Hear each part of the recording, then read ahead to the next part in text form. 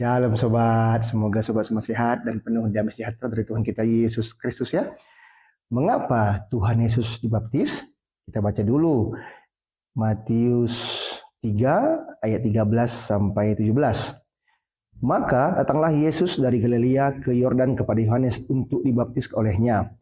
Tetapi Yohanes menjaga dia, katanya, "Akulah yang perlu dibaptis olehmu dan engkau yang datang kepadaku." Lalu Yesus menjawab kepadanya, "Biarlah hal itu terjadi, karena demikianlah sepatutnya kita menggenapkan seluruh kehendak Allah."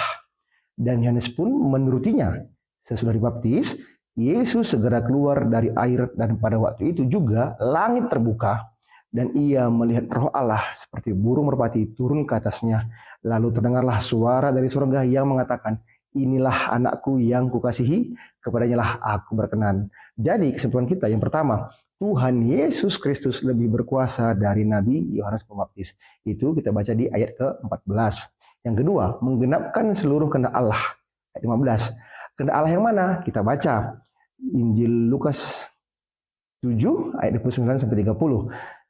Seluruh orang banyak yang mendengar perkataannya, termasuk para pemungut cukai, mengakui kebenaran Allah karena mereka telah memberi diri dibaptis oleh Yohanes.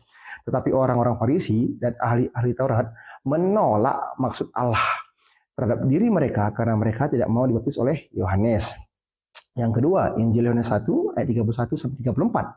"Dan aku sendiri pun mula-mula tidak mengenal dia, tetapi untuk itulah aku datang dan membaptis dengan air, supaya ia dinyatakan kepada Israel."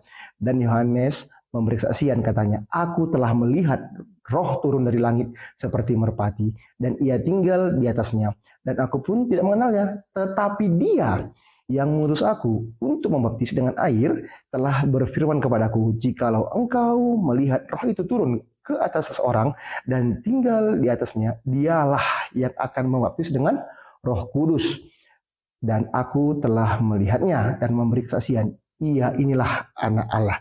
Jadi yang pertama, Tuhan Yesus membenarkan baptisan Yohanes berasal dari Tuhan agar orang bertobat.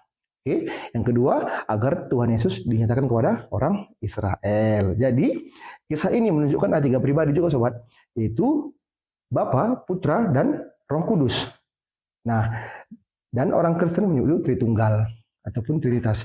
Itu di ayat ke-16 dan ke-17. Jadi dalam kisah ini juga pada saat Yohanes dibaptis muncul 3 pribadi Tuhan, yaitu Bapa, Putra ataupun Yesus Kristus dan juga Roh Kudus. Oke sobat, berkati.